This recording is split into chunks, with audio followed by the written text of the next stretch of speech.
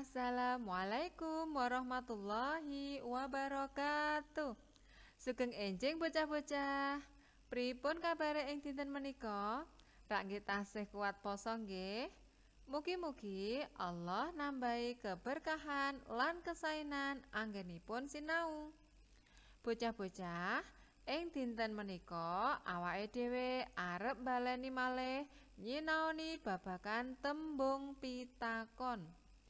Tembung pitakon menika yaiku tembung kang digunakake ana ing ukara pitakon. Lan ukara pitakon iku yaiku ukara kang njaluk wangsulan. Carane takon marang wong liya kuwi kudu nganggo tata cara manut unggah-ungguh. Yen tetakonan marang kanca sing sepantaran, mila nggunakake basa ngoko. Sing mangsuli uga bisa nganggo basa ngoko. Ananging yen tetakonan marang wong kang luwih tuwa utawa marang kang wong dihormati, pramila kedahipun ngangge basa krama.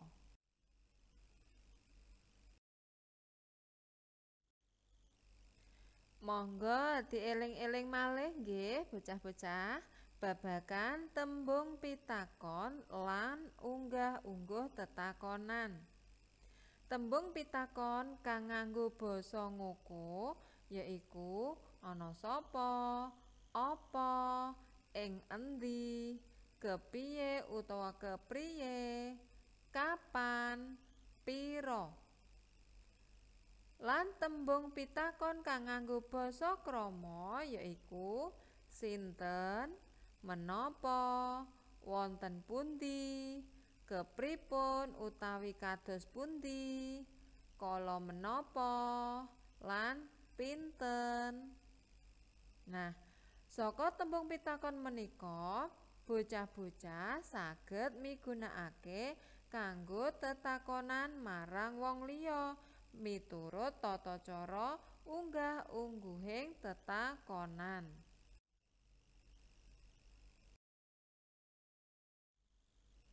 Bocah-bocah, ing mriki wonten dongeng kanthi judul Singa Rajane Alas.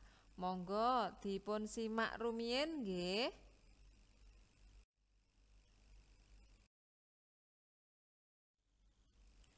Singa Rajane Alas. Singa seneng menawa duwe kuwasa. Untune sing lancip lan landhep. Rambut sing akeh ing gulune lan suarane kang seru. Gawe kabeh kewan sing ana alas padha wedi marang singa. Singa dadi gumedhe. Singa ora seneng tetulung marang kanca. Singa uga ora gelem dolanan bareng. Saiki singa wis tuwa. Singa arep urip dhewe. Singa ora duwe kanca. Kethek rumangsa mesakake marang singa. Kethek ngajak kewan liyane menyang omahe singa. Kewan liyane padha ora gelem. Kethek ngandhakake kaanan singa wektu saiki. Singa wis ora bisa golek pangan dhewe. Kewan-kewan padha trenyuh atine. Banjur bareng-bareng menyang omahe singa. Singa nangis ditekani kanca kancane. Dheweke njaluk pangapura. Nah bocah-bocah, menika wau dongenge Singa Rajane Alas. Yen sampun paham, saklajengipun bocah-bocah bisa gawe ukara pitakonan babagan dongeng niku wau. Le gawe pitakonan nganggo basa ngoko lan basa krama. Tuladhane, coba ditamati ukara ing dhuwur dhewe.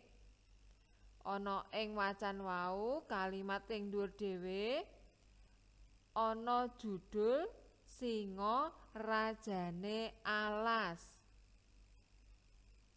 Bocah-bocah saged damel ukara pitakonan nganggo basa ngoko.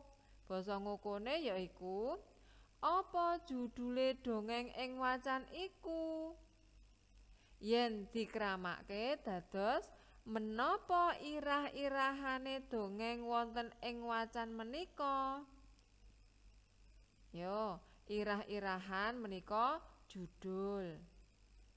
Ingkang salajengipun saged damel pitakonan kanthi tembung pitakon sapa.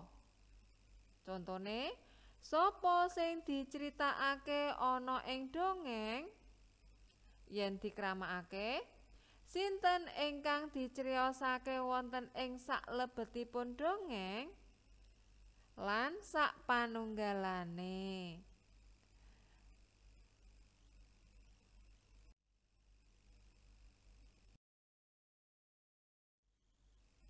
Mekaten wau nggih bocah-bocah, mugi tetep semangat anggonipun sinau. Ampun kesupen tugase luring digarap nggih. Saking Ustadzah, matur nuwun. Wassalamualaikum warahmatullahi wabarakatuh.